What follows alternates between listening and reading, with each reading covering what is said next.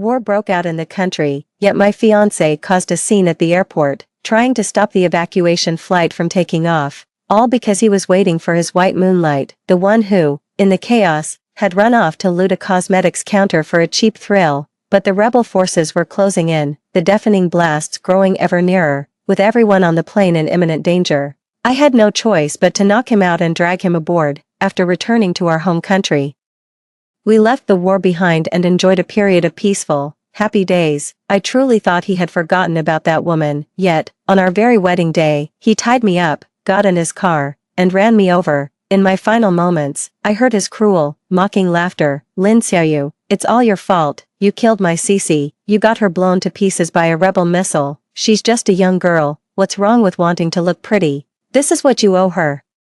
I'll make your death 10,000 times more miserable than hers." When I opened my eyes again, I was back at the moment he stopped me at the boarding gate. This time, I'll grant his wish and let him be with his white Moonlight forever. Chapter 2, The rebels are almost at the airport. If we don't take off now, we'll never make it out. The sounds of explosions and gunfire grew closer, mingled with the desperate cries of the panicked crowd. Inside the cabin, some prayed while others pleaded. A few frantic men rushed over to the fiancé, trying to convince him to get down, but the enraged man kicked it open with a single, brutal stomp. He glared fiercely at anyone who dared step forward. "Cece is on her way, what's the harm in waiting for her?" The bespectacled man, sprawled on the floor and clutching his chest, shouted in fury. "So we're all just supposed to die waiting for her? The evacuation window is tight. The rebels are almost here. How much longer are we supposed to wait? We have Academician Lin on this plane." As he spoke, he gestured toward the elderly man with white hair and a pale complexion. Academician Lin is a leading authority in our country's medical field and the central figure of this escort mission. He came to our country to provide aid to disaster victims. If anything were to happen to him, countless patients back home would lose their hope for survival. "What? Are your lives worth more than she's?" Zhou Yichuan demanded, his face cold. "We're all compatriots, we should stand together through thick and thin." His words left everyone present seething with anger, yet unable to muster a rebuttal. A colleague, equally furious with him, turned to me and said, "Captain Lin, you need to talk some sense into your fiancé. This evacuation mission concerns every single one of our compatriots in Iraq. The entire country of Ira is about to go into lockdown. This is our only chance, mister. Lin's health can't take another risk like this." Instantly, all eyes in the cabin turned to me. I am the captain of this flight and one of the leaders of this evacuation mission. They were all looking to me to make the right call. Zhou Yichuan whipped his head around to look at me, a familiar, sinister glint flashing in his eyes. He was afraid I would suggest abandoning Su Cece. In that instant, I even caught a fleeting glimpse of murderous intent in his gaze. I took a deep breath and made a decision completely different from my past life. Yichuan is right, we can't abandon any of our people. A wave of discontented boos erupted through the cabin. Zhou Yichuan visibly relaxed, a triumphant smile spreading across his face. "Damn it, you're insane, you're all fucking insane." The bespectacled man cursed furiously, struggling to his feet. Zhou Yichuan's expression twisted into a snarl. He knocked the man down again with a single punch, then pulled a hammer from the overhead luggage rack. He was the aircraft mechanic. Intimately familiar with every inch of the plane, he slammed the cabin wall threateningly, scowling at the group. "One more word from anyone, and I won't be held responsible for what happens." Chapter 3, A sudden, heavy silence fell over the cabin, broken only by the distant, growing roar of explosions, a stark reminder that danger was closing in. Zhou Yichuan swept his gaze across the room, a satisfied glint in his eyes as he watched everyone shrink back in fear. A pleased smile touched his lips, and his gaze softened as it settled on me. "Xiaoyu, thank you for speaking up for Cece. I always knew my fiancé was the kindest and most reasonable person in the world. Since you're being so good, I promise you this, once we get back to the country safely, we'll get married. From now on, I'll be good to you and only you." What a familiar promise. In my past life, he sweet-talked me with the same lines, fighting back the nausea. I pretended to be bashful and nodded. He pressed a gentle kiss to my forehead. I lowered my lashes, hiding the coldness in my eyes. Explosions erupted one after another outside the cabin, with thick smoke billowing in the distance. The rebels' armored vehicles were now faintly visible, yet, Zhou Yichuan remained stubbornly blocking the cabin door, his gaze fixed intently on the direction of the tarmac, as if awaiting his salvation. But I knew, even if we waited for Su Cece, we wouldn't make it back to the country. The moment he swung that hammer down, I clearly heard a faint click from the wing. In my past life, I had seen a similar case in an aircraft maintenance manual. A screw loosened by metal fatigue is enough to cause the entire plane to break apart during high-altitude flight, and now, that screw has come loose. Even if we take off now, this plane won't make it past 3,000 meters. The atmosphere in the cabin grew increasingly oppressive. Some were sobbing quietly. Others were gripping their armrests in despair. A few young men glared at Zhou Chuan with gritted teeth, but the hammer in his hand kept them at bay. Damn it, if we wait any longer, we're all dead, a man finally snarled under his breath. Zhou Chuan gave a cold laugh, slamming the hammer against the bulkhead. If you don't want to wait, then get the hell out. Just then, the sharp click-clack of high heels echoed from the distance. Chuan, I'm here. Su Cece came running up, breathless.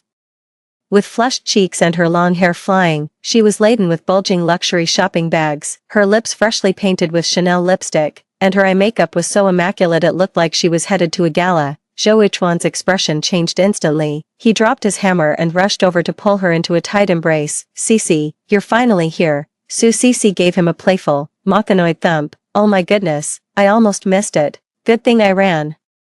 She waved her spoils triumphantly, her gaze swept over the cabin, then suddenly locked onto me, a provocative smirk curling at the corner of her mouth. Zhou Chuan followed her line of sight, his expression stiffened for a split second before softening back into gentleness. Xiaoyu, Cece is here, we can take off now. But at that moment, the bespectacled man lost it. Damn it, what's the deal with this whole bag of designer cosmetics she's carrying? You made us all risk our lives waiting for her, just so she could steal more makeup. His words instantly drew furious glares from everyone present. Zhou Chuan picked up the hammer from the floor and pointed it menacingly at the man with glasses. Say one more word, and I swear I'll smash your skull in right now. The cabin fell silent, broken only by the bespectacled man's heavy, indignant breaths. Su Cece hid behind Zhou Chuan, flashing a smug grin at the crowd and deliberately swinging the luxury shopping bag in her hand. She purposefully leaned into the man's arms and whispered as she passed me, "Thanks for waiting, Sister Lin." I said nothing, my gaze silently fixed on the figure charging toward us, gun in hand. The moment the hatch sealed shut, a rapid volley of gunfire erupted. The rebels are here. Someone shrieked. Chapter 4. A torrent of furious curses exploded from the crowd. Zhou Chuan, are you happy now? The man with glasses shot to his feet, pointing at the rebels drawing closer outside the window. We're all going to die here because we waited for her. A mother clutching her child burst into tears. My baby is only 3, and we're going to die because she had to grab her makeup. Su Cece's eyes instantly welled up with tears, and she shrank into Zhou Chuan's arms. Hurt and wronged, I didn't mean any harm, I just wanted to take a few things back home to donate to the children at the orphanage. Zhou Chuan held Su Cece close, his heart aching for her. Exactly, he said, Cece has such a kind heart, how dare any of you criticize her? Chaos erupted inside the cabin, some people wept in despair, clutching their heads, while others frantically pulled out their phones to send messages to their families. In the distance, the shouts of the rebels and the sporadic crack of gunfire grew steadily clearer. I looked at the group and lowered my voice. The plane is too big a target. We need to move to a nearby bunker. The man with glasses asked urgently, but the rebels are everywhere outside. How do we get out? I pointed to the maintenance hatch beneath the air stairs. This leads directly to the service tunnel. There's a route to the bunker from there. I quickly opened the access panel. Everyone, follow me. And keep quiet. The passengers filed out one by one, but Su Cece remained rooted to the spot, eyeing the maintenance hatch with disdain. It's so filthy down there, she complained, and this is a brand new dress. Zhou Chuan immediately tried to comfort her. Don't be scared, Cece, I'll carry you down. I watched the pair with a cold stare, then turned and led the others into the passageway. From behind us came the weak, rasping cough of researcher Lin. Xiao Lin. I fear these old bones of mine. Don't worry, Professor Lin, I said, supporting his arm. Your research is vital to the nation. I will get you back safely. The passage was damp and dark, with the distant shouts of rebels faintly echoing. Holding our breath, we pressed on and finally reached the air raid shelter. Everyone, wait here, I said. I've already contacted the military. I lowered my voice and said, they'll be here within 2 hours.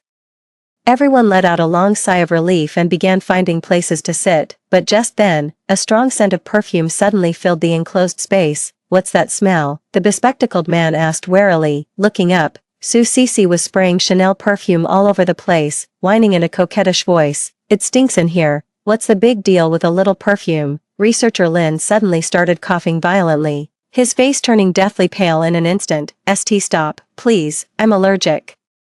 I rushed over and snatched the perfume bottle from her, but it was already too late. Old Lin was already struggling to breathe, his lips turning blue. You idiot, the bespectacled man roared, his fury boiling over. If anything happens to Mr. Lin, you'll be a traitor to the nation. Chapter 5, Su Cece, feeling wronged, hid behind Zhou Ichuan. I didn't know. Why is everyone picking on me? Zhou Ichuan shielded her and shouted. Cece didn't mean to. Why are you all bullying her like this? Ignoring the crowd's anger, he shielded the woman and retreated to a corner. I had no more time to deal with them and ordered everyone to quickly find Mr. Lin some allergy medicine. But just as I had rummaged through the first aid kit, found the medicine, and was about to hand it to Mr. Lin, I suddenly heard the woman's coquettish voice in my ear. Achoo, Ichuan, I think I'm allergic too. I whipped my head around to see Su Cece, pale as a ghost, clutching her chest and leaning weakly into Zhou Ichuan's arms, looking like she was about to faint. What's wrong? Panic-stricken, Zhou Ichuan held her tight and yelled at me. Get the medicine, quick, Cece's in a bad way. Old Mr. Lin was already struggling to breathe, his fingers clawing desperately at his chest. No, I snapped, striding quickly towards old Lin. This is his life-saving medicine. But Zhou Ichuan suddenly rushed over and snatched the medicine box from my hand. Caught completely off guard, I stumbled backwards from the shove and slammed into the wall. I stared at him in disbelief. Mr. Lin is going into anaphylactic shock. You know perfectly well he's the linchpin of our entire evacuation mission. Zhou Ichuan hesitated for a moment, but still handed the medicine case to Su Cece. That old coot is on his last legs anyway. Is his life really worth more than Cece's? A wave of uproar instantly swept through the air raid shelter.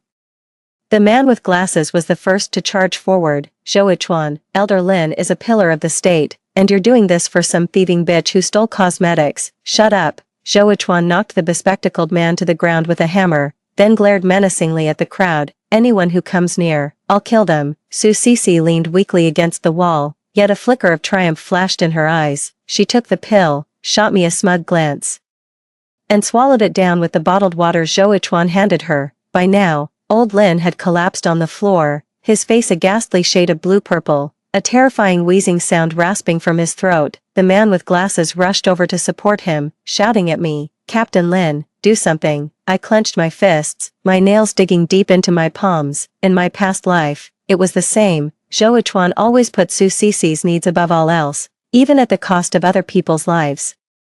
My phone buzzed softly in my pocket. I pulled it out for a quick glance, and the tension in my expression eased a little. I lowered my voice and said to him, stay calm, help is on the way. The moment I was reborn, I immediately sent an urgent distress signal to the military. As soon as I finished speaking, a flurry of hurried footsteps and the clatter of metal echoed from outside the bunker. It's the military, the man with glasses exclaimed, leaping to his feet. We're saved. Several blinding beams of light pierced the darkness as heavily armed special forces swiftly secured the entrances. The lead officer removed his night vision goggles, his sharp gaze sweeping over the group. Where's Researcher Lin? We have orders to prioritize his evacuation back to the country.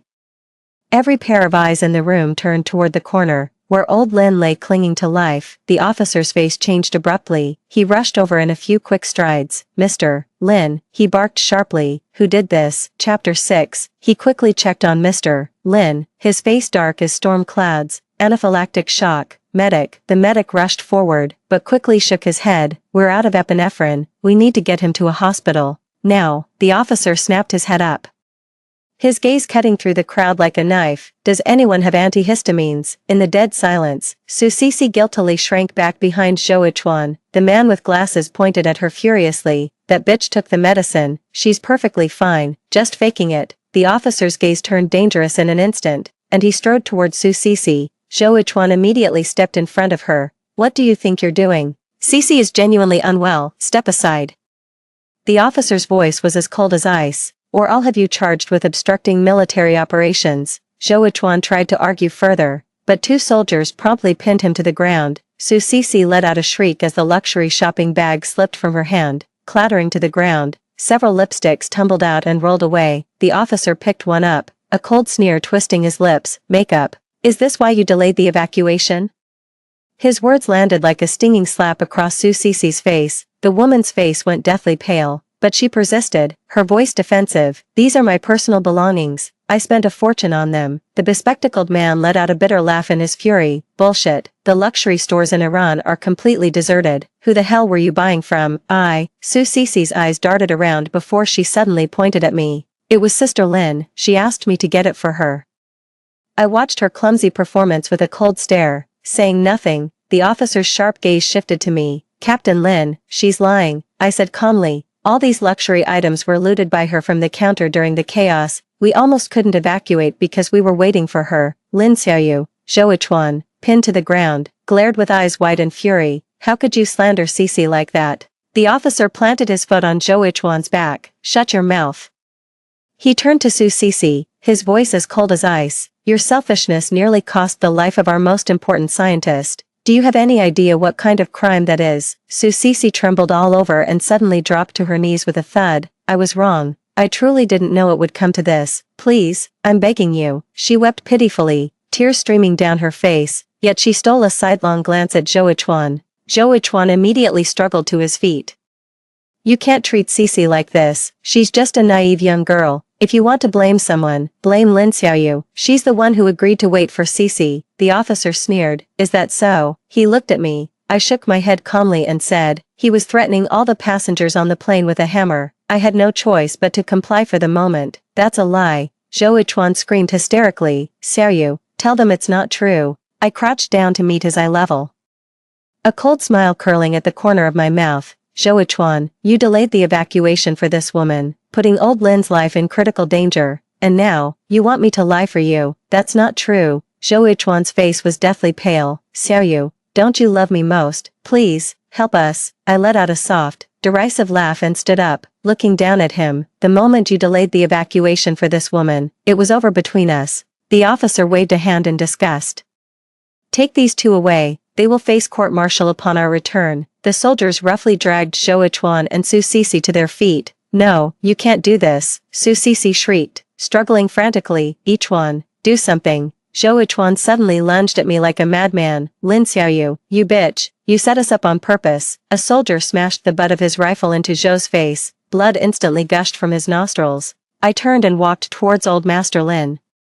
Not sparing them another glance, the officer commanded, escort Elder Lin to the medical station immediately. Everyone else, evacuate as planned. The soldiers sprang into action, carefully lifting the critically wounded Elder Lin. The man with glasses approached me and said in a hushed tone, Captain Lin, thank you for what you did back there. I shook my head. It was the least I could do. In the distance, Su Cece's hysterical wails and Zhou Yichuan's venomous curses echoed, only to be swiftly swallowed by the darkness of the air raid shelter. The officer approached me and gave a solemn salute. Captain Lin, thank you for your calm handling of the situation. Command has ordered you to take charge of the subsequent evacuation. I returned a crisp military salute. The mission will be accomplished. As the sound of the aircraft tore through the night sky, I took one last look at Zhou Yichuan and Su Cece being escorted onto the military truck. This time, I won't give them another chance to hurt me. What awaits them now is a court-martial. Chapter 7. Upon returning home, I was awarded the title of Heroic Captain for successfully organizing the evacuation of our citizens and for my meritorious service in protecting Elder Lin.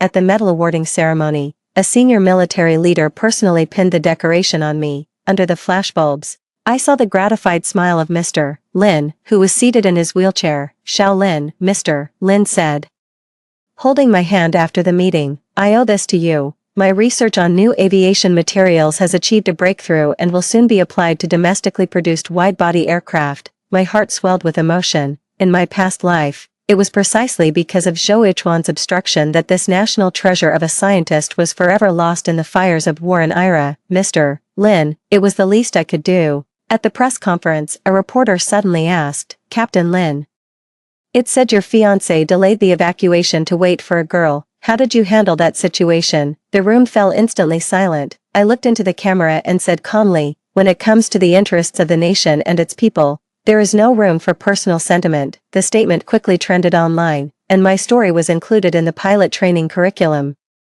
Meanwhile, life was not so easy for Zhou Yichuan and Su Cece. In the military tribunal's interrogation room, the harsh fluorescent light cast Zhou Yichuan's pallid face in a ghostly pallor. intentionally obstructing an evacuation operation is punishable by a prison sentence of 10 years or more. The officer in the middle slid a stack of photos across the table. Surveillance footage shows it was you who threatened the flight crew with a hammer. Zhou Yichuan suddenly lunged forward.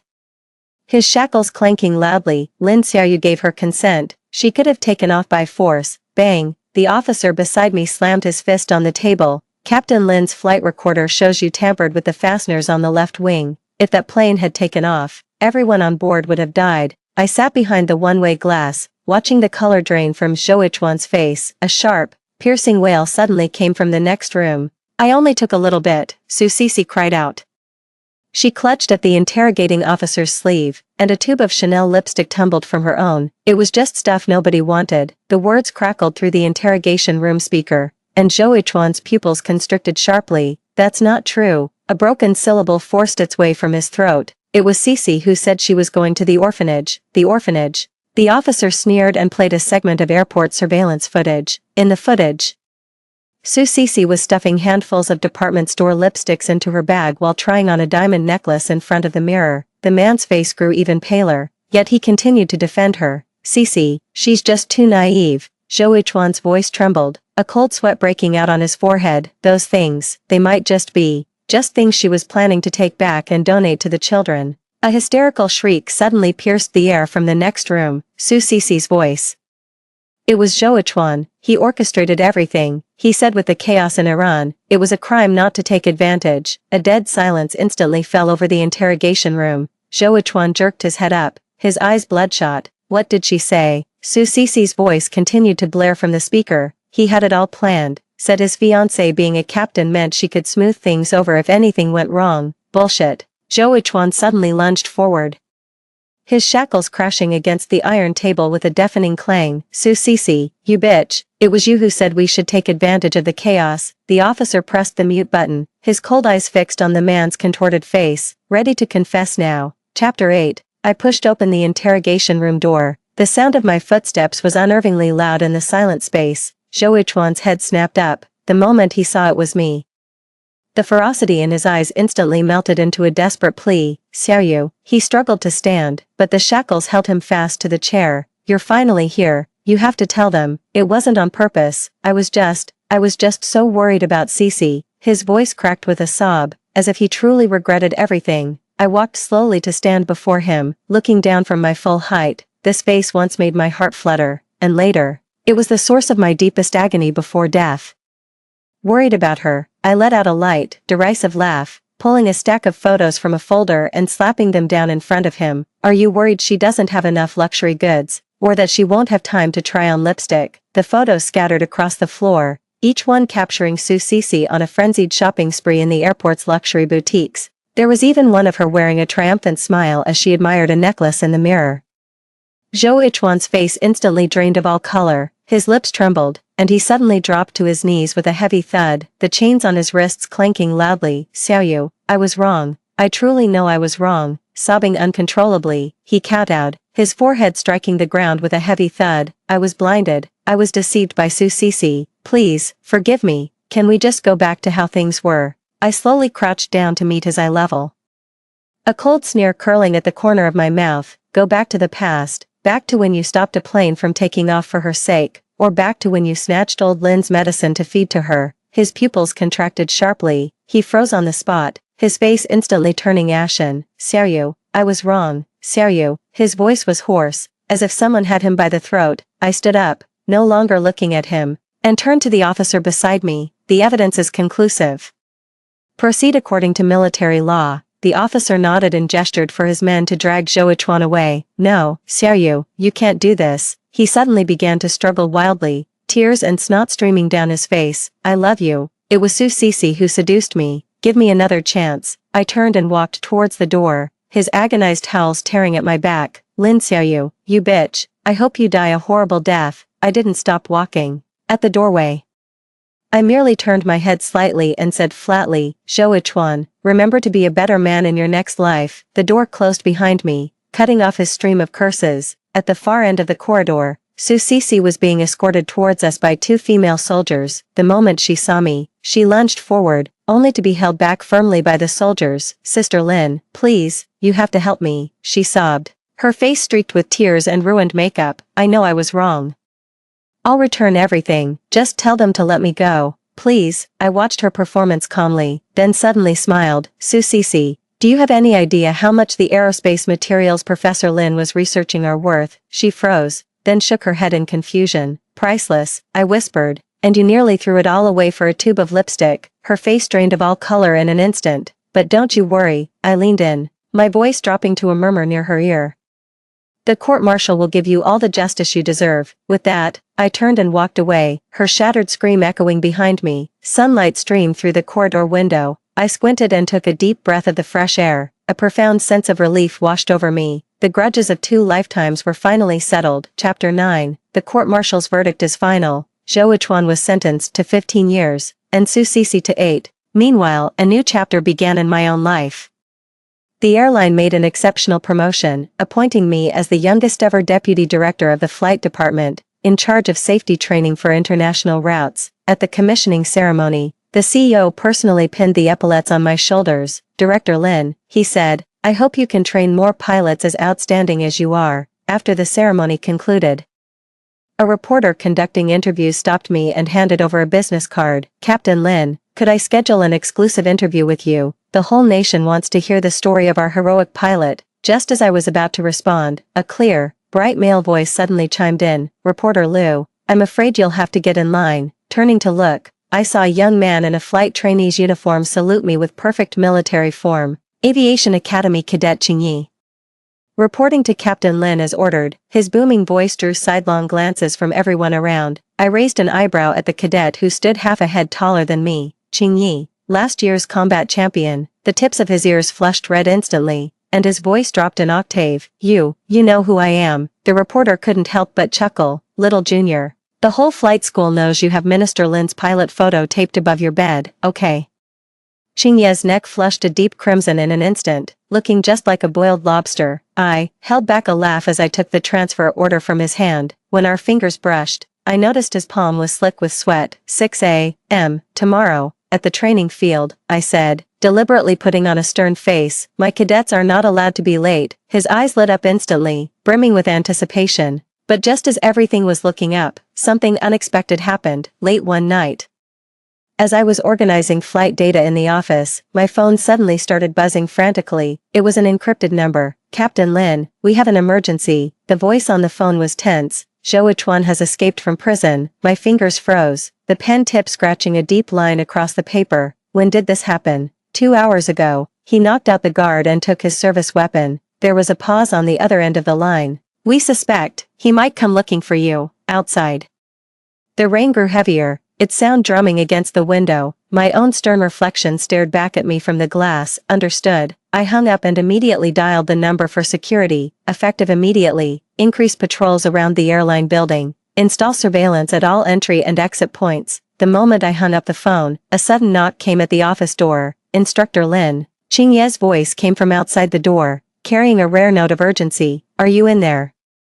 I quickly pulled open the desk drawer, secured my service pistol at my waist, and only then spoke. "Come in." The door swung open, revealing Qingyi, drenched and with a deep furrow in his brow. "I just got word from the military," he said, his voice tense. "Zhou Yichuan has broken out of prison." "I already know." I cut him off, my eyes tracing the tight line of his jaw. "What are you doing here?" I was worried. His voice was low, his gaze sharp as a blade. "Instructor, from now on, I won't leave you alone." I was taken aback for a moment. In my past life, when Zhou Yichuan ran me down, it was a stormy night just like this. And now, Qingyi stood before me, an immovable wall. I gave a slow nod. "All right." At 3 in the morning, an alarm sounded from the surveillance room. "Captain Lin, someone's broken into the underground garage." Chapter 10. Qingyi and I immediately rushed downstairs. Security had already sealed off the exits, but by the time we arrived, the garage was empty. All that remained was a pool of fresh blood and a photograph, soaked through by the rain. That was a photo of me and Zhou Yichuan, but my face had been viciously slashed with a knife. Qingyi crouched down,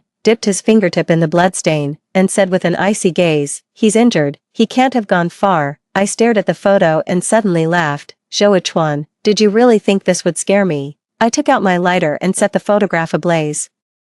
The firelight reflected in my eyes, cold and resolute. In this lifetime, I won't give you another chance. The next day, the topic shot to the top of the trending charts. Escaped convict Zhou Yichuan suspected to have infiltrated the city. Military launches citywide manhunt. Then, my phone buzzed with a text from an unknown number. Lin Xiaoyu, this time, I'll personally send you to hell. I stared at the screen, a slow smile curling my lips. Good, I'll be waiting. After finishing my duty on the return flight home, I was just about to head back to my place, but Qingyi showed up downstairs. Instructor, you really shouldn't go back to your own place tonight. Holding an umbrella, his brow furrowed with concern, he added, go to the flight school dormitory instead. Security is much tighter there. I shook my head. You can't run from this forever. He suddenly grabbed my wrist with a startling strength. Then at least let me go back with you to check. Under the streetlight, his eyes were frighteningly bright, his eyelashes still beaded with raindrops. As if possessed, I nodded. The car stopped downstairs. Qingyi was the first to get out, scanning the surroundings with vigilance. I'll go up and check first. He drew his service pistol, his silhouette appearing particularly tall and straight in the rain. Watching the tense line of his shoulders, I suddenly felt a little dazed. Instructor. Qingyi turned his head and reached out his hand to me. The elevator's here. The elevator ascended slowly. In the confined space, the only sounds were our breathing. Don't be afraid, he said suddenly, his voice as soft as a feather. I'm here. I looked up at him and noticed the tips of his ears had turned red again. Just then, the elevator jolted violently. The lights cut out. In the instant the emergency lights flickered on, Qingyi had already shielded me behind him. His gun trained on the elevator doors. Ding. The doors slid open to reveal Zhou Yichuan standing outside, covered in blood. Zhou Yichuan stood by the elevator, drenched to the bone. Blood streamed down from his temple, his eyes bloodshot like a dying beast. He stared at me with a deathly glare, a hoarse, grating laugh tearing from his throat. Lin Xiaoyu, you think you've won? He suddenly raised the gun in his hand, its muzzle trembling as it pointed in my direction. You destroyed everything I had, all because of you. Qingyi immediately shielded me, his own gun aimed squarely at Zhou Yichuan. Drop your weapon. But Zhou Yichuan was deaf to it all, his eyes holding nothing but a twisted obsession. I could have had everything, he shrieked hysterically. My career, my future, my marriage, you ruined it all. I looked at him coldly. You made that choice yourself. Shut up, he cackled maniacally, his voice a hoarse rasp like sandpaper. If you hadn't stuck your nose in, I never would have sunk this low. His finger tightened on the trigger, his eyes bloodshot and terrifying. I trusted you so much, and you sent me to prison, you ruined my life. His voice suddenly rose to a near scream. Lin Xiaoyu. I want you dead. Qingyi pressed the gun directly against his forehead. Step back. Zhou Yichuan seemed to look right through it, his gaze fixed intently on me. You know, he said, in prison, I dreamt of you every single day. His eyes were wild and unnervingly clingy, like a serpent's flickering tongue. Dreamt of the moment you were sent flying by my car. It was beautiful. My blood ran cold in an instant. He actually has memories from his past life. Chapter 11.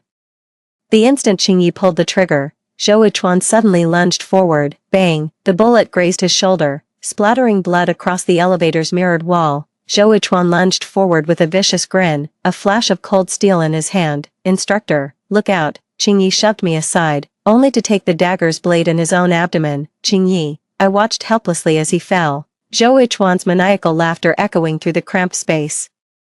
So your little sweetheart's dead this time. Happy now? My hand shook as I drew my service weapon, but Zhou Yichuan kicked it from my grasp before I could pull the trigger. He pinned my wrist under his foot, leaning down to whisper in my ear, no rush, we have all the time in the world. Suddenly, Qingyi, who should have been unconscious, grabbed his leg with a desperate lunge. Run, enraged. Zhou Yichuan drove the dagger deep into Qingyi's back. Blood gushed forth.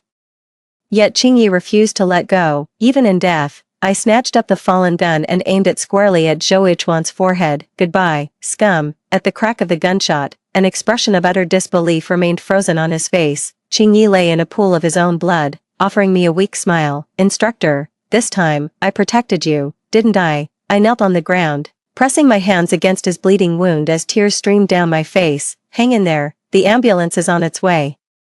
The wail of the ambulance siren pierced the night sky as Qingyi was rushed to the hospital. I sat on the bench outside the operating room, my hands covered in his blood, my fingertips icy cold. Captain Lin, you should go change your clothes first, the nurse urged me softly. I shook my head, my eyes fixed on the red light above the operating room door. Qingye's final smile lingered in my mind, refusing to fade. My heart felt like it was being squeezed by an invisible hand.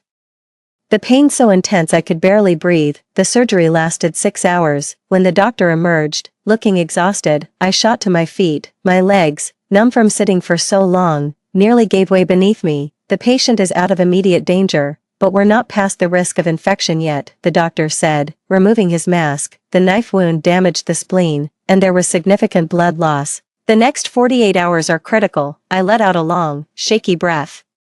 Only then realizing my back was soaked with cold sweat. Can I go in and see him? The doctor hesitated. Yes, but don't stay too long. In the ICU, Qingye lay still, his face so pale it was almost translucent. The only proof he was still alive was the steady beep of the heart monitor. I gently took his hand, a faint warmth meeting my fingertips. Qingye, you promised to be my trainee, I whispered. 6 a.m. tomorrow, at the training ground. His fingers twitched slightly. I froze.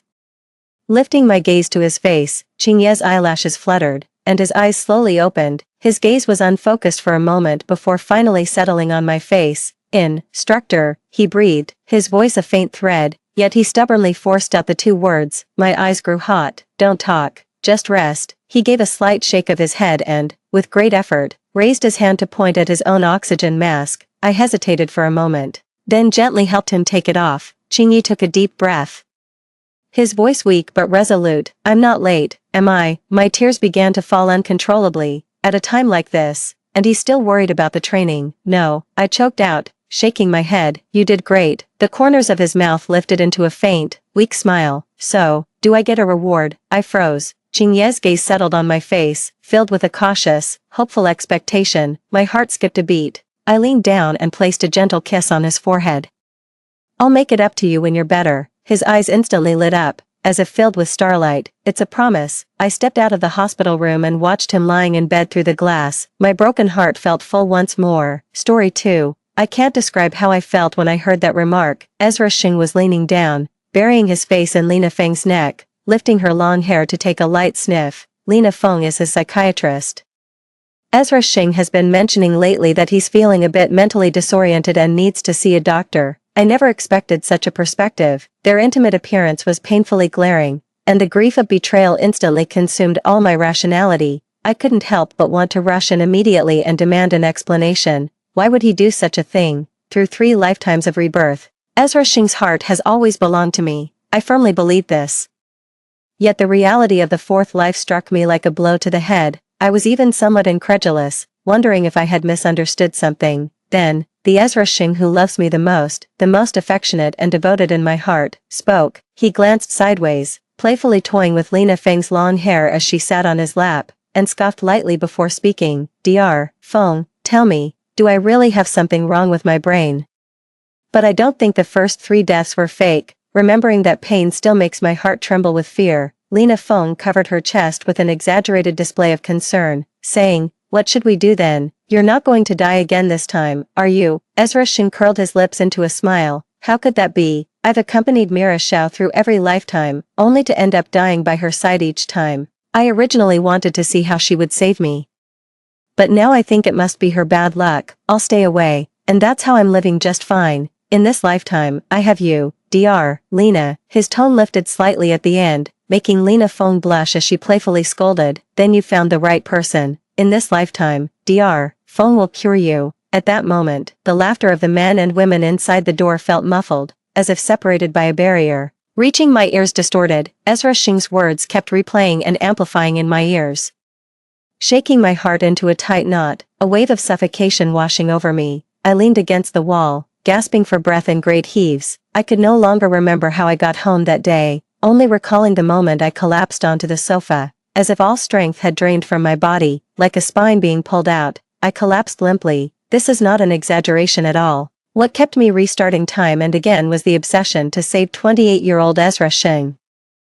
In the first life, he died when we were most in love. We had just gotten our marriage certificate, and he was driving me on a trip. I was admiring the ring in the car, saying I wanted to design a matching pair of earrings. Before his okay could even land, an out-of-control truck on the highway crashed into us with a bang. In that moment, time seemed to slow down. My pupils, dilated with terror, clearly reflected him lunging toward me, shielding me with half his body. In the end, I saw his eyes, unwilling to close, filled with blood, love, and pain. I screamed hoarsely, crying uncontrollably in disbelief. There's only one thought in my mind. No, no, Ezra Shin can't die. There's still so much we haven't done. I want to start over. I want to save him. Suddenly, it's as if another voice in my head asks me, are you sure? Sure you don't want your future to go back and do something that might fail? Over and over again, I said yes, so I gave it my all, for this lifetime.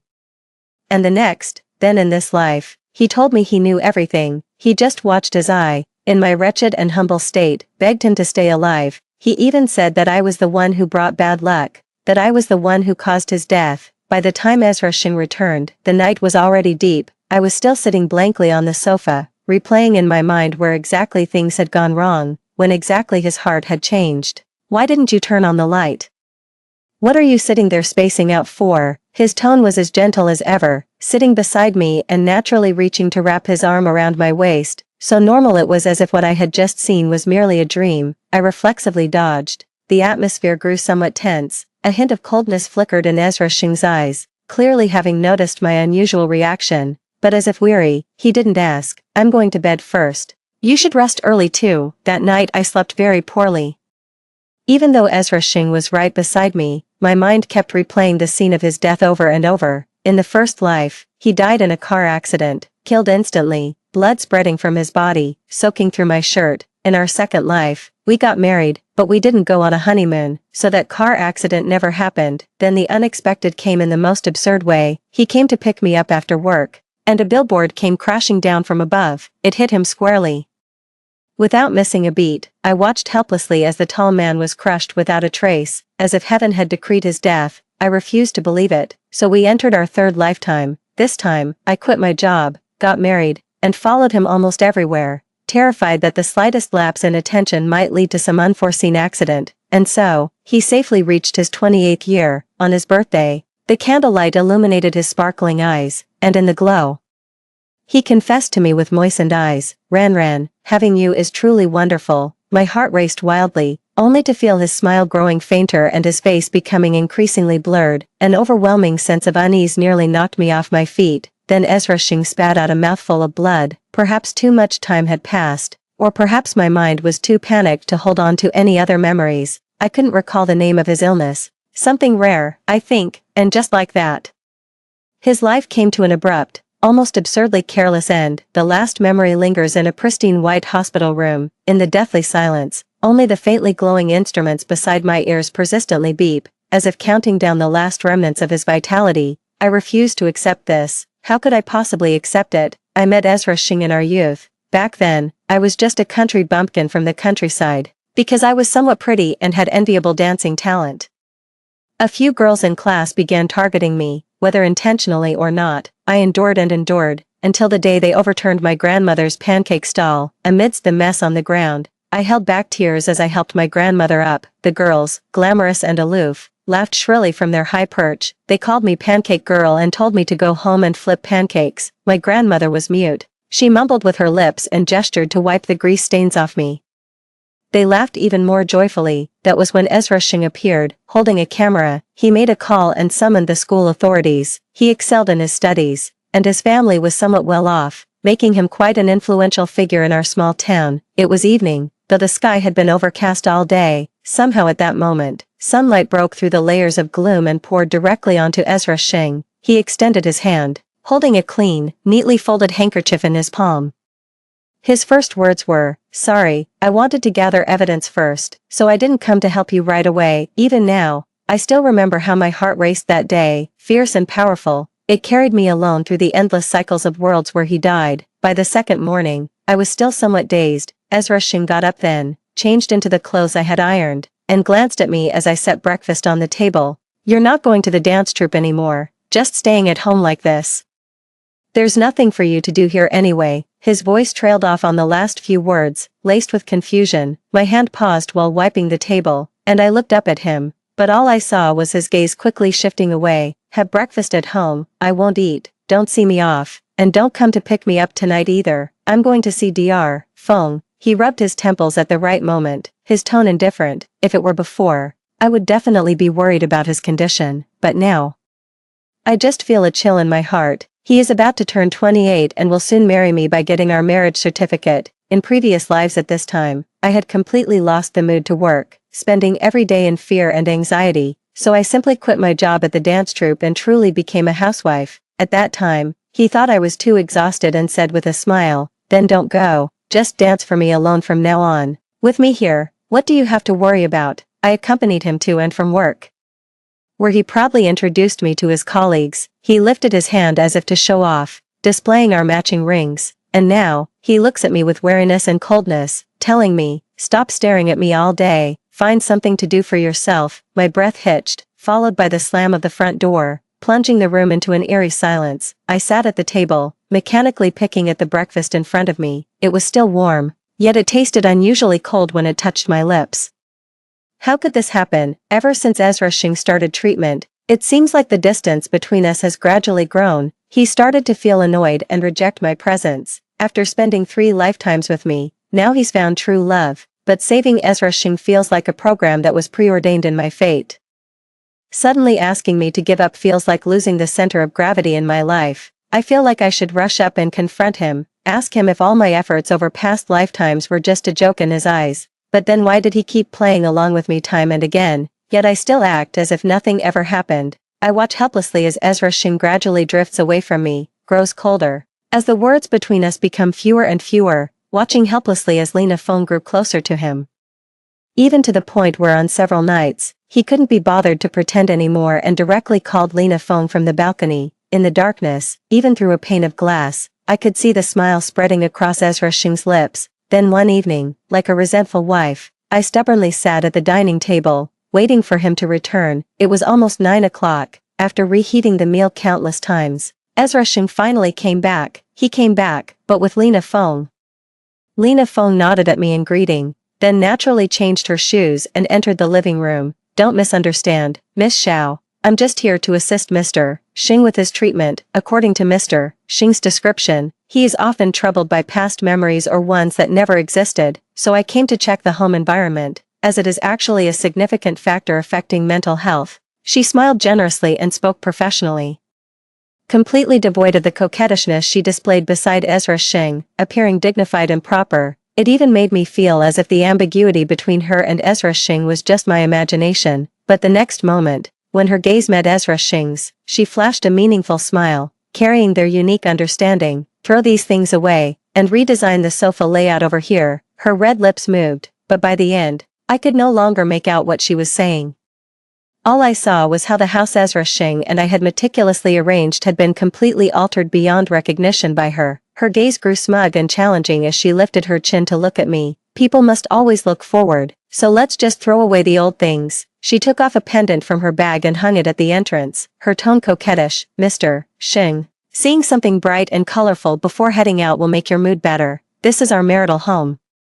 I watched as the corner of Ezra Shing's lips curled uncontrollably, reluctantly seeing off Lena Feng. Then I spoke with trembling lips. "What's wrong?" he asked back in confusion. "You just bring another woman back to our carefully designed marital home, casually messing up our arrangements and leaving her traces. Mira, Dr. Feng is professional. If something isn't right, it needs to be changed. Should I just stay sick if I'm ill?" His tone carried a hint of helplessness, but I detected a subtle impatience. "Stop overthinking it. If you don't like the current arrangement, we can always change it later to suit your preferences." A bitter taste rose in my throat. I took a deep breath and forced a smile as I spoke. "Ezra Shing, are we supposed to get our marriage certificate next month? Are you still going through with it?" Ezra Shing frowned. "What are you making a fuss about? Just because Lena Feng came over for a visit, Mira Xiao. I think you have too much free time on your hands. If you have nothing to do, go find something to occupy yourself with. Stop staring at me and letting your imagination run wild. Now you're just saying whatever comes to mind." He wanted to say more, but the next moment, he froze in place. My tone was faint and cold. "Not getting married," just 3 words, yet I struggled to say them. Ezra Shing didn't react immediately, his eyes showing confusion. "What did you say?" His voice trembled slightly as he spoke, sounding as if he were suppressing some kind of joy. Suddenly, I recalled what he had said in front of Lena Feng. "She's always clinging to me, like bad luck hovering around. How could I not get into trouble?" My tears welled up in my eyes, but I held them back. refusing to let them fall. Instead, a surge of grief and indignation rushed to the top of my head, my icy blood seeming to ignite. I smiled silently. What? Are you pleased that I said I won't get married, Ezra Shing? You wouldn't really have fallen for someone else, would you? Can't wait to get rid of me. Realizing that I might be teasing him, his expression instantly darkened, his face terrifyingly grim. Mira Shao, it seems you're the one with mental issues. Think this is funny? No wonder I've been feeling off lately. It's because of your influence. He looked down at me with disdain, angrily threw off his coat, and went to sleep in the guest room. The living room fell silent again, but the oppressive atmosphere lingered. I tilted my head back to look at the ceiling, but the tears I'd held back for so long didn't retreat. Instead, they rushed out uncontrollably. After that day, the relationship between Ezra Shing and me became even more strained. He started openly seeking out Lena Feng without any attempt to hide it. Faced with my heart-wrenching questions, he simply looked at me indifferently, his expression mocking. Then just give up on me. Why don't you call off the engagement? There's more to your world than just me. He was so calm, it made me seem like the crazy one. I was left speechless. I couldn't accept it. I've invested 4 lifetimes. My sunk cost is too great, so great that I lack the courage to abandon everything I've had. I kept thinking, just wait a little longer. And then I waited until the day of the marriage registration. The night before, he didn't come home. And the next day I stood at the entrance of the Civil Affairs Bureau for a long time. After making who knows how many calls, someone finally answered on the other end. It's Lena Feng, Miss Shao. Ezra celebrated my birthday with me last night and had a bit too much to drink. He's still not sober yet. When I rushed over, Lena Feng opened the door for me. Inside the apartment, she was dressed lightly, leaning against the wall with an indescribable radiance and charm, following her gaze. I saw the man inside getting dressed. Today, I rarely put on makeup and had my hair tied up, but at this moment, my hair was disheveled, and I was holding our documents in my hand, looking utterly ridiculous and pathetic. In contrast, Ezra Shing, who turned to look at me, showed nothing but slight surprise, maintaining his composure, and instead asked me, "How did you get here?" Lena Feng thoughtfully closed the door for us. But her spectator's gaze was so piercing that it threatened to shatter what little reason I had left. What am I here for, Ezra Shing? Are you even sober right now? My blood boiled, and I couldn't help but throw all the documents on the ground. If you don't want to get married, just say so. There's no need to humiliate me like this. He froze for a moment, then slowly picked them up, curling his lips into a faint smile. I thought you already knew. I didn't expect you to still be so relentless. He straightened up, standing before me and looking down with an indifference as if I were a stranger. Can't you tell? I want to break up with you. Reason snapped like a taut string. I widened my eyes, staring up at him in disbelief, trying to find some traces of the past in the person before me, but I failed. He lounged lazily by the bed, watching my reaction with leisurely amusement. Ezra Shing, what do you think death feels like? After a long silence, I heard my own voice, hoarse and startling. I didn't experience death, but it was close, that kind of pain. It was worse than dying. I'm exhausted, so tired, and I don't even know why I'm still holding on. Ezra Shing visibly stiffened, his pupils trembled uncontrollably, panic flickered across his face for a moment before he lowered his gaze, awkwardly avoiding my eyes. He knew what I was talking about. After all, he also had memories of 3 lifetimes. He remained silent, and suddenly I felt a deep sorrow. It felt like a century of silence had passed. Do you think I'm not tired? Ezra Shing finally spoke up, having died 3 times. Do you think I feel good about it? Each time I started over, I held on to the hope that maybe this time would be different, and I walked the same path without hesitation, but falling into the same trap again and again. Do you understand how that feels? By the 3rd time, I was actually ready to give up. I really wanted to just die and be done with it. Why come back again?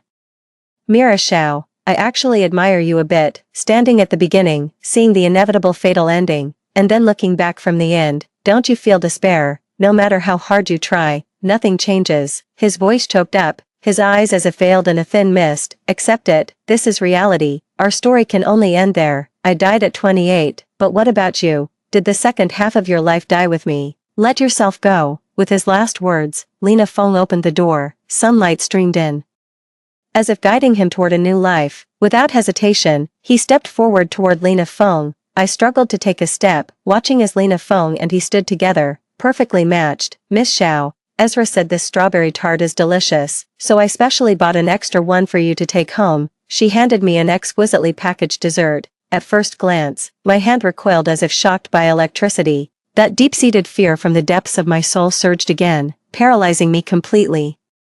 I used to love eating strawberry tarts, and in my second life, Ezra Shing even learned to make them by hand. I just thought his skills were poor, so I always went to the same shop to buy them. After work, he would go to the dessert shop across the street to buy them for me, and then a billboard fell from the sky, smearing strawberry jam all over the ground. That scene is something I'll never forget. From then on, I never touched strawberries again. They taste great, you should try them again.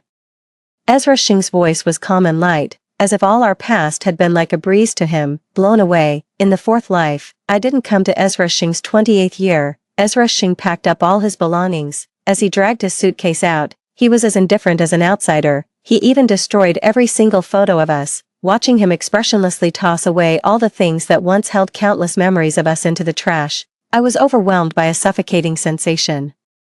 As if my heart were being tightly clenched and crushed. The house is yours, let's leave it at that. Ezra Shing left without a trace of reluctance. That strawberry tart still sat on the table, its bright red jam resembling fresh blood. Expressionless, I stuffed it into my mouth. The familiar flavor flooded my senses, seemingly mixed with an indescribable metallic tang. Until the very end, I struggled to swallow it down. By the time I realized it, tears were already streaming down my face. Suddenly, the abrupt ringing of the phone startled me. I picked up, and on the other end was the lead dancer of the troupe. Mira, our new production is missing a role. We've searched for a long time but couldn't find the right person. Do you think you could come and help out? I paused for a moment, responding with an then added, I can come today. Are you still rehearsing at the usual place? After receiving an affirmative reply from the other end, I rubbed my temples and headed straight for the destination. If Ezra Shing was the most important thing in my life, then dance was the second. In my first life, encouraged by Ezra Shing,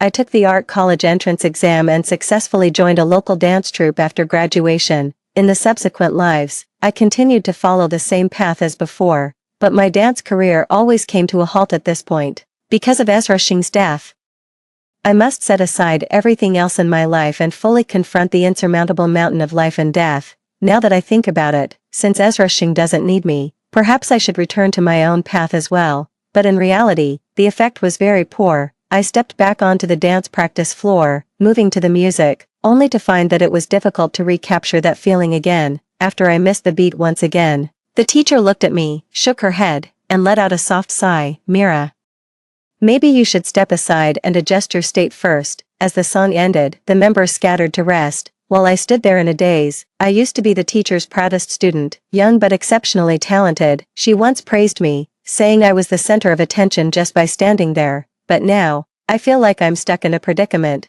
unable to find my way out. Teacher, how long will we be rehearsing for this performance? 2 months from now, when I got the answer. I was momentarily stunned, because by that calculation, the premiere date would fall exactly on Ezra Shing's 28th birthday. In those past lives when I was desperately trying to save Ezra Shing from death, the dance troupe completed their premiere perfectly without me. Actually, I didn't need to be there at all. After all, in those previous lives, they never came looking for me. The thought almost made me back out. But as the music started again, watching everyone compose themselves and throw their hearts into it, the words of surrender stuck in my throat, impossible to voice. The moment I stepped out of the dance studio, I immediately booked a plane ticket. The destination was a small town in the southwest, where dance now incorporated local ethnic elements. Having been away from the troupe for so long, I could no longer keep up with the pace. My teacher was supportive. Go and learn something new, and take a break while you're at it. It'll do you good. The wind blew my long hair as I exhaled deeply, suddenly smiling with relief. It was time to let go. I also have my own 28th year. By the time I returned from out of town, nearly a month had already passed. During that month, I wandered through the mountains and forests, working and chatting with the local grandmothers. When happy, we would dance in the evening against the sunset. The men, women, and children of their ethnic group possess a unique talent for dance. No particular technique, yet indescribably free and romantic. There's no music, just everyone humming tunes. They tap and beat on the baskets at hand. Unintelligible dialects and sunlight envelop me, ironing smooth my scarred and hollow heart. Upon returning to my hometown, my teacher came to pick me up, seeing me smile so easily. She too broke into a smile. "There's a performance by the dance troupe tonight, come and watch." I smiled and said okay, ready to go home and change clothes. But unexpectedly, just as I reached my doorstep, I looked up and saw Ezra Shing leaning against the door, and beside him, holding his arm, was Lena Feng. When she saw me, Lena Feng walked over enthusiastically, beaming with a smile. "Mira, did you go out to play?" Yet my gaze involuntarily drifted toward Ezra Shing again, but he skillfully avoided it. My heart suddenly trembled, and I forced a smile as I turned to look at Lena Feng. "Do you need something?" "Oh, it's like this. Ezra said he left something here and needed to pick it up. Coincidentally, we just got our marriage certificate today, so we thought we'd drop by to share the good news. The wedding date isn't set yet, but you absolutely must come." Lena Feng smiled brilliantly, her ring refracting blinding light in the sun. I froze for a moment, unable to pinpoint what I was feeling.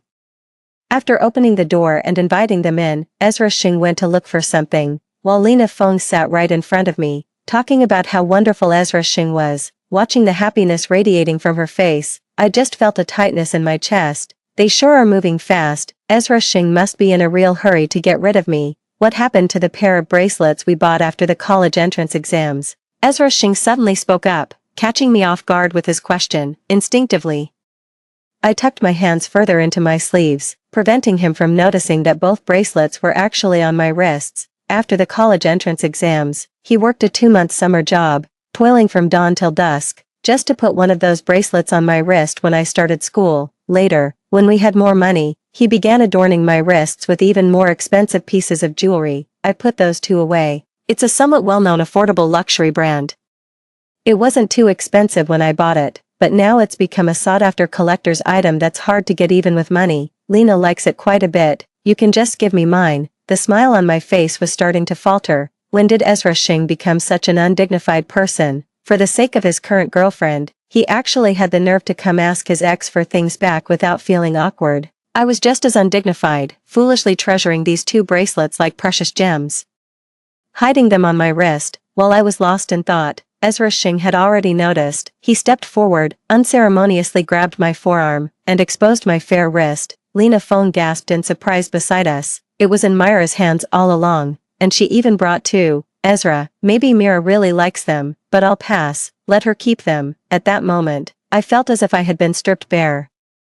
Ezra Shing's slightly mocking gaze and Lena Feng's pitying yet triumphant smile cut through me like sharp knives. "Mira Xiao, you still can't let go, can you? Still so in love?" Ezra Shing scoffed and spoke. Grief and anger surged in my heart as I forcefully shook off Ezra Shing's hand. It was at this moment that I realized the person before me was no longer the Ezra Shing who once loved me. With a relieved smile, I unfastened the clasp on the bracelet and threw both into the trash bin. "Sorry, but you're overthinking it. I just wanted to flaunt them because they're expensive. Can't I pretend to be rich?" But when too many people like something, it becomes disgusting. I've never liked sharing with others. If you want it, go pick it up yourselves. That day, Ezra Shing left with Lena Feng in his arms, furious. Before leaving, he didn't forget to humiliate me one last time. "Don't go dying without me, this time. Don't let it be you who goes first." All my lingering feelings for him vanished, and I retorted without hesitation. "There's still a month left. Say a proper goodbye to your wife, so you won't regret not leaving any last words." Watching his retreating figure, I resolutely picked up the trash bag and threw it into the large bin by the door in one swift motion. Good, now there won't be any trace of him left in the house. I glanced around, thinking I might as well rearrange the furniture in a couple of days while I'm at it. In the evening, I went to see the dance drama. My colleagues on stage saw me and smiled at me as well. When it ended, I realized I was already in tears. On my way to the backstage to present flowers, I suddenly heard someone sobbing. I looked, and it seemed to be a mother and daughter. The one crying was a little girl, her mother comforting her by her side. "It's okay, Yu. We'll come back next time. Sister will definitely return." Just as I stood there at a loss, the little girl suddenly looked up and met my gaze. The next second, an extraordinary sparkle burst in her eyes as she stared at me in disbelief. "Sister Mira Xiao." By the time I realized what was happening, she had already run up to me. "Oh, you're Mira Xiao, right? My daughter is your little fan. She was so worried about you since you weren't in the dance troupe's recent performances. She insisted on coming backstage to check on you. Ever since this child watched your performance 3 years ago, she's been determined to learn dance, saying she wants to share the stage with you someday." Her mother's words struck my heart like a pebble. sending ripples through it. The girl shyly stole a glance at me, her round face flushed with excitement. The girl's mother enthusiastically pulled us together for a photo. Before leaving, the girl gently tugged at my sleeve and asked cautiously, "Sister, is something wrong? I haven't seen you perform in a long time. Sister will keep dancing, right? You will always be by your sister's side." I froze for a moment, unsure why my eyes suddenly felt moist. I bent down to pat her head and nodded very solemnly. "Yes, there will be a performance by your sister next month. Remember to come watch it then." I watched as the little girl's eyes widened, brimming with uncontrollable joy, and smiled back at her. She skipped away, and the teacher had somehow appeared by my side without me noticing. "Have you found the right state?" I nodded and softly replied, "Hum." Time flew by as I immersed myself in rehearsals, and before I knew it, the day of the premiere had arrived. An alarm I never set abruptly rang when I woke up in the morning. I was about to turn it off in confusion when I realized it was a schedule reminder. Only then did I snap back to reality. Today was also Ezra Shing's 28th birthday. The alarm recorded that there were 12 hours left until the last time he was diagnosed with the illness. Suddenly, I felt a bit dazed and couldn't help but wonder, would he die in this lifetime? Is it really because of me that he keeps dying over and over again? If he hadn't died, I would have blessed him. If he died, then, time didn't allow me to think so much, because the teacher's call had already come through. The final rehearsal must be flawless, we can't afford any mistakes.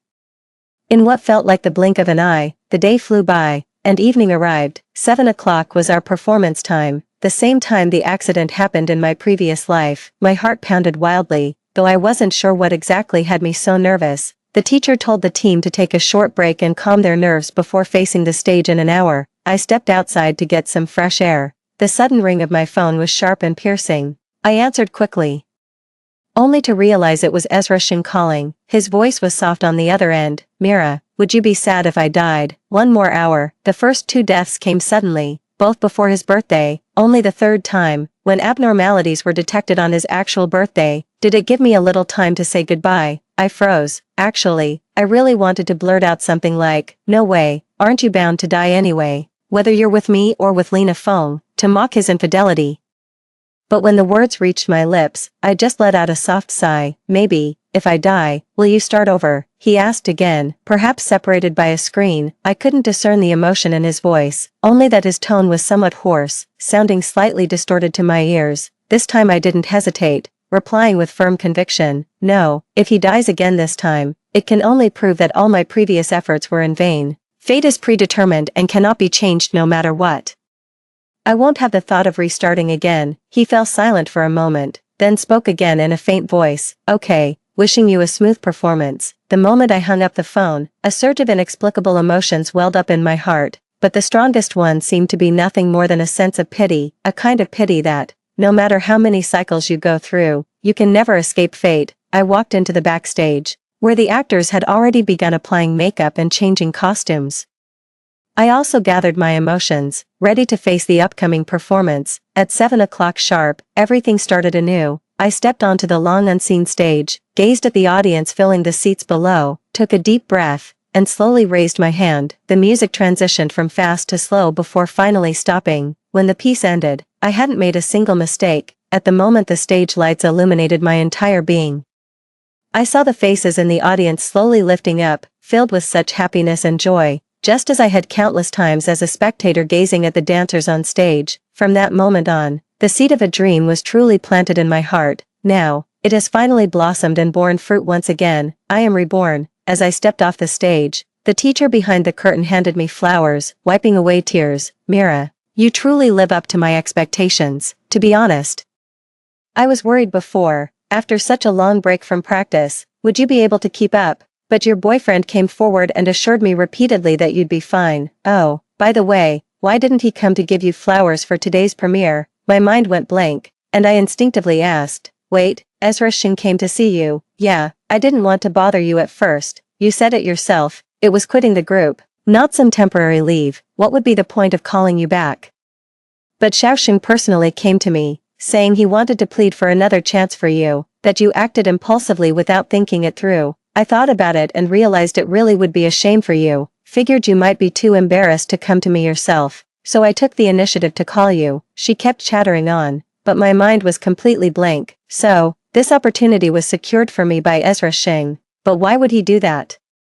The memories of 4 lifetimes were too chaotic and jumbled, flooding toward me all at once, making my head feel like it was about to explode. I seemed to have forgotten something very important, but what could it be? The phone beside me suddenly jerked me back to reality, with Lena Feng's eerily calm voice on the other end. Ezra Shing is dead. When I rushed over, Lena Feng said he wanted to see me one last time, so he held on and didn't die. I found this statement ridiculous, carrying a sense of absurdity that defied reality. Dazed, I entered his hospital room, white and pristine as if in the third heaven. He lay on the white hospital bed, his face wearing an oddly serene expression. Seeing me, he seemed to be in a good mood. This time, you didn't cry, quite composed. Anyway, you're going to die. After dying so many times, you should be used to it by now. My voice was calm, and the moment I said it, even I found it hard to believe.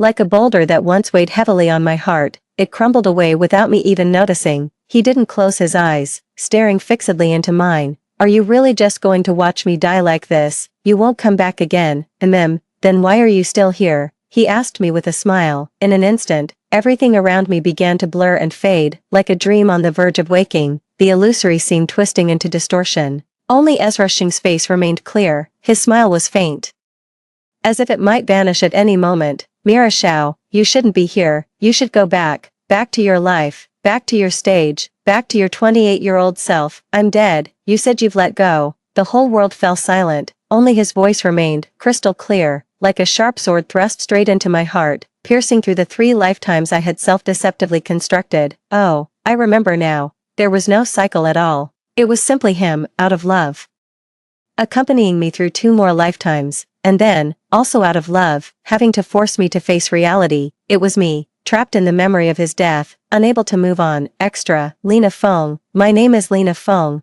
I am a psychological counselor. At the beginning of the year, I met a client who was a gentle and polite noblewoman, although she didn't seem to be in great condition. It was clear she wasn't in the kind of state that required my help, just as I had thought. She led me to meet the real client, a 28-year-old woman. This is my daughter-in-law. She and my son were in a car accident while on a road trip. My son died on the spot. The noblewoman choked up slightly. She was unconscious for 2 days, and when she woke up, her mental state became like this. I turned to look at the woman sitting on the sofa. She was very beautiful, with a slender figure and graceful posture. The noblewoman mentioned she used to be a dancer. I smiled lightly and said it was evident. She sat quietly, playing with the 2 intertwined bracelets on her wrist. Her name is Mira Xiao, or you can just call her Mira. I nodded, attempting to strike up a conversation with her, but she remained silent, only turning to look at me with unfocused eyes, as if separated from us by an entire world. She always sleeps, staying awake for very little time during the day. The noblewoman sighed, her eyes already rimmed with red. Please, help us. At first, I confidently took on this task. After a few days of interaction, I found Mira Xiao to be a very gentle person. Sometimes when I spoke, she would listen quietly, but just as I was about to proceed with the treatment, I encountered a dilemma. Although Mira Xiao shows indifference to everything in the outside world, her reactions are intense when it comes to anything related to Ezra Shing. For example, I suggested rearranging her room with brighter colors and minimizing the presence of Ezra Shing. Even though he is already deceased, limit her exposure to his belongings, otherwise, it will only serve as repeated triggers. Ezra Shing's mother, despite being overwhelmed with grief, knew that life must go on, and she carried on with everything as usual. However, Mira Xiao reacted extremely strongly to everything, glaring at me with intense anger as if I were an enemy. She even spoke for the first time, calling me the third party who had intruded into her and Ezra Shing's world. I was utterly stunned. I admit I might have been a bit too hasty, so when my gaze fell on her wrists, her reaction was even more intense. She tightly covered those 2 bracelets, as if afraid I would take away the last things Ezra Shing had left her. Ezra Shing's mother wiped away tears beside her. For the first time, I felt utterly at a loss. I had underestimated her feelings for Ezra Shing, so a few days later, I opted for another treatment approach, hypnosis. I asked Ezra Shing's mother about some details of their past and learned more about Mira Xiao's history. If it weren't for that car accident, our whole family would have happily gone to watch the premiere of her new dance drama. That day was also supposed to be Ezra's birthday. He had even planned to first watch the performance together and then take us out to celebrate. He said he loved watching Mira dance the most. Life is unpredictable. Perhaps the only redemption for the living is to face the passing of the deceased. My treatment is merely a minor guidance. I want to give her some positive suggestions while her subconscious is relaxed. However, I miscalculated. My patient had fallen into a deep sleep, a state beyond my control, but she showed no signs of distress. Never mind, let her sleep for a while, I thought this way, then sat quietly by the side and waited the entire afternoon. During that time, I even considered giving up on this patient and refunding all the fees. Their bond was too deep. How can I make someone who has lost their beloved bravely accept the truth? Perhaps the deceased would have to stand before her and say, "Wake up, face reality, snap out of it." This might actually work. An absurd thought popped into my head, but I quickly suppressed it, because before me, Mira Shao slowly opened her eyes. The first words she spoke were, "I'm back, a world without Ezra Sheng." Yet there is her 28th year, the rest of her life. Perhaps the meaning of the cycle is not to resurrect the dead, but to bring peace to the living.